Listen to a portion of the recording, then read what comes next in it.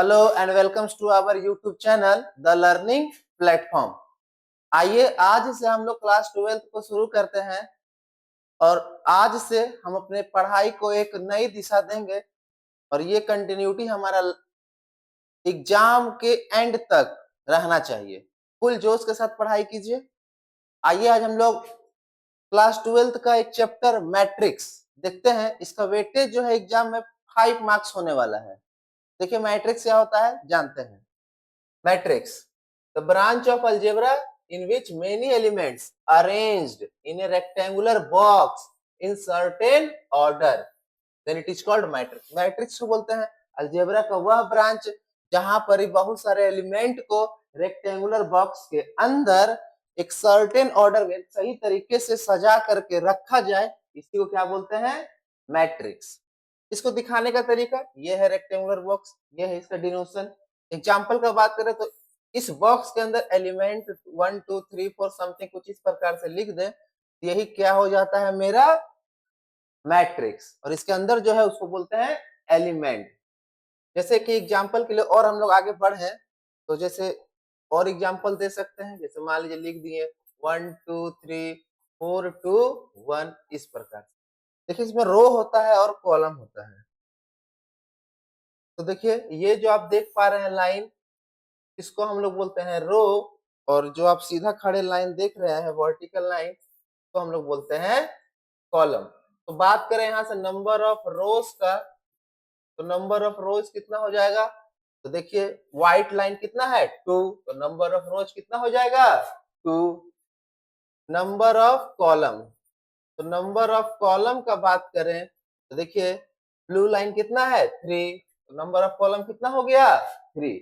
यहां से आगे बात करें तो जानना रहता है ऑर्डर। तो ऑर्डर इक्वल टू होता है row into column. Order equal to क्या होता है? Row into column. तो रो कितना था? 2, कॉलम कितना है? 3। अगर हम यहां से बात करें टोटल एलिमेंट, किसका बात करें? Total element. टोटल एलिमेंट कितना हो जाएगा? 2 इंटू 3 इक्वल टू 6। हम इस एग्जाम्पल को लिए हैं तो 1 2 3 4 5 6। अगर इसमें हम लोग बात करें नंबर ऑफ रो का, नंबर ऑफ रो तो कितना हो जाएगा? तो देखिए 1 1 2, और ये मेरा कॉलम है तो लिख देंगे number of columns equal to भी कितना हो जाएगा? 2।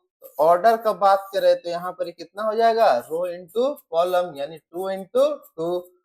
टोटल एलिमेंट,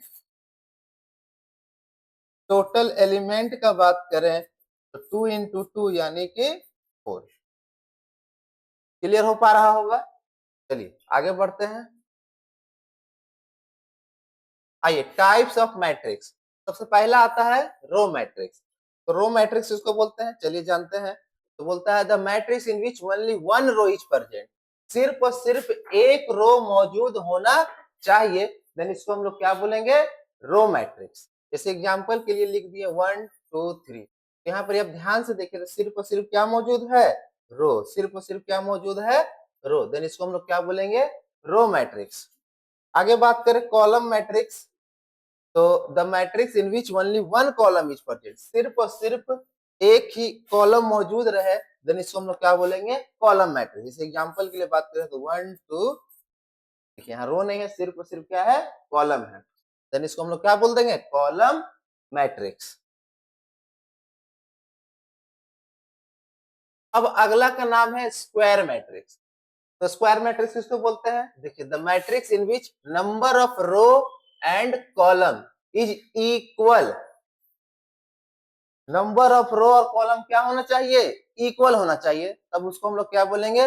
रो मैट्रिक्स, सॉरी स्क्वायर मैट्रिक्स। तो एग्जांपल के लिए देखिए जैसे लिख देते हैं 1 2 3 4। देखिए ध्यान से यहाँ पर, तो हम बात करें नंबर ऑफ रो का, तो नंबर ऑफ रो यहाँ कितना हो जाएगा?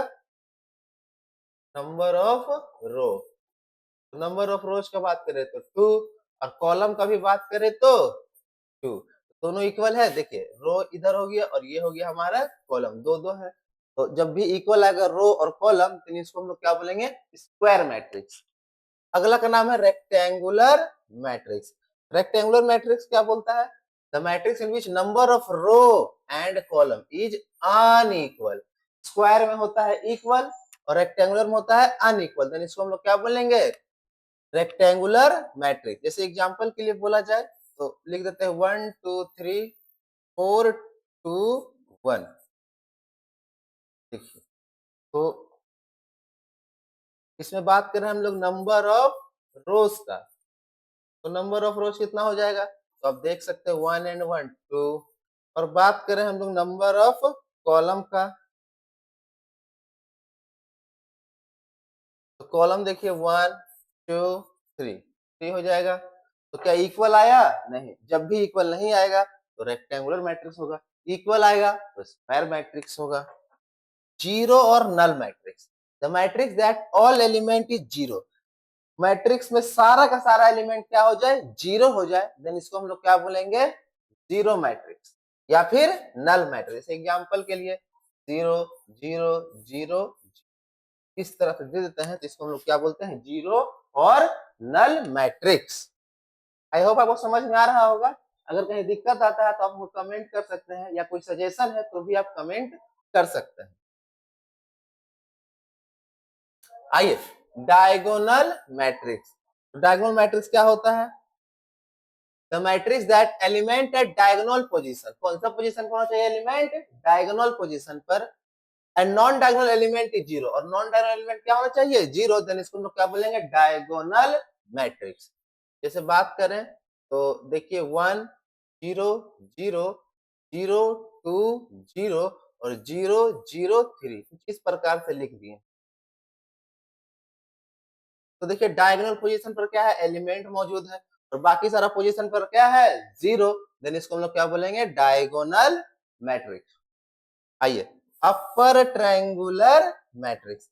अपर ट्रायंगुलर मैट्रिक्स क्या होता है? The matrix that element presented upper triangular position. Matrix में एलिमेंट कहाँ होना चाहिए? अपर ट्रायंगुलर पोजीशन पर एलिमेंट मौजूद होना चाहिए, और जो रिमेनिंग एलिमेंट है वो क्या होना चाहिए? जीरो, देन इसको हम लोग क्या बोलेंगे? अपर ट्रायंगुलर मैट्रिक्स। तो अपर ट्रायंगुलर मैट्रिक्स का देखिए एग्जांपल यही लिख देते हैं, जैसे 4 3 2 1 2 0 1 0 0। देखिए इसका पोजीशन को ध्यान से देखिए,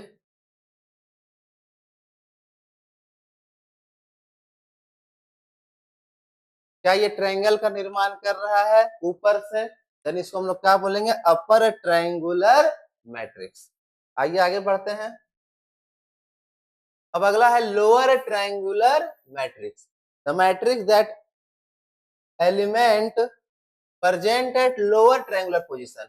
एलिमेंट कहां मौजूद होना चाहिए? लोअर ट्रायंगुलर पोजीशन पर, और रिमेनिंग एलिमेंट क्या होना चाहिए? जीरो, तब इसको लोग क्या बोलेंगे? Lower triangular matrix. एग्जांपल के लिए बात करें, इस बार हम लोग को लोअर ट्रायंगुलर में क्या करना है? नीचे से बनाना है। जैसे एग्जांपल के लिए बोल देते हैं 0 0 4 3 2 1 6 1 0, कुछ इस प्रकार से ले लेते हैं। अब देखिए ट्रायंगल का निर्माण करते हैं, तो देखिए इस प्रकार से ये हो जाएगा हमारा लोअर ट्रायंगुलर मैट्रिक्स। इसका जो पीडीएफ है वो हमारे Telegram channel the learning platform से ही मिलेगा। आइए आगे बढ़ते हैं। Identity matrix. आइडेंटिटी मैट्रिक्स किसको बोलते हैं? The matrix that diagonal element is 1 and non diagonal element is 0। Diagonal position पर एलिमेंट क्या होना चाहिए? 1, और बाकी सारे पोजीशन पर क्या होना चाहिए? 0, देन इसको हम लोग क्या बोलेंगे? Identity matrix. जैसे यहाँ देखिए दो तरह का बनते हैं, I2 करके लिख देते हैं, तो 1 0 0 1 देखिए डायगोनल पोजीशन पर है, और एक I3 करके है, तो देखिए इसको क्या बोलते हैं? 1 0 0 0 1 0 और 0 0 1। देखिए ये भी डायगोनल पोजीशन पर है, तो इसको हम लोग बोलेंगे आइडेंटिटी मैट्रिक्स। डायगोनल पोजीशन पर अगर सिर्फ और सिर्फ 1 लिखा है और बाकी सारा एलिमेंट 0 है, देन इसको हम लोग क्या बोलेंगे? Identity matrix. क्लियर हो पा रहा है? मजा आ रहा है आपको? देखिए अब है स्केलर मैट्रिक्स। क्या है? Scalar matrix. The matrix that diagonal element is equal. Diagonal element यहाँ पर क्या होना चाहिए? Equal, and non diagonal element क्या होना चाहिए? 0। देन इसको क्या बोलेंगे, स्केलर मैट्रिक्स। जैसे एग्जांपल के लिए बोले, जैसे मान लीजिए लिख देते हैं 2 0 0 0 2 0 और 0 0 2। देखिए ध्यान से, डायगोनल पोजीशन पर यहाँ आपको सेम एलिमेंट 2 लिखा हुआ दिख रहा होगा, देन इसको हम लोग बोलेंगे स्केलर मैट्रिक्स। आइए अब हम लोग जानते हैं मैट्रिक्स फॉर्मेशन कैसे होता है। The process in which element is formed then it is called matrix formation.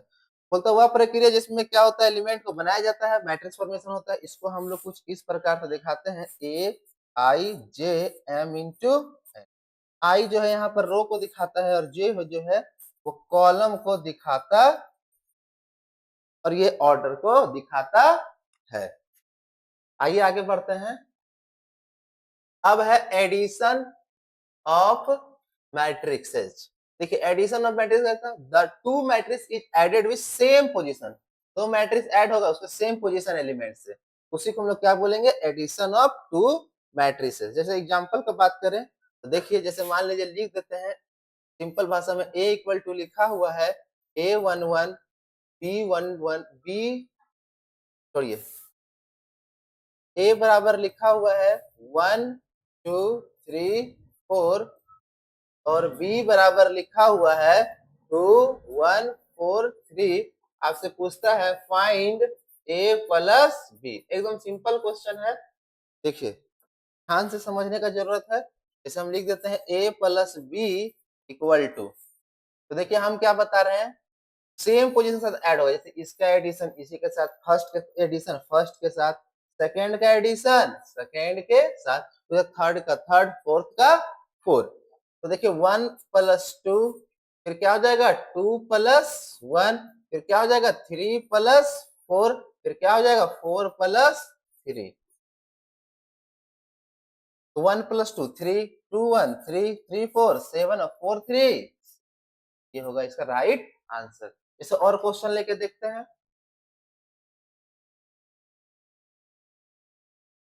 इसे मान लीजिए लिख देते हैं a बराबर 1 2 3 4 2 1 और b बराबर 6 2 1 5 9 8। देखिए फिर से वही चीज आएगा, फाइंड a प्लस b।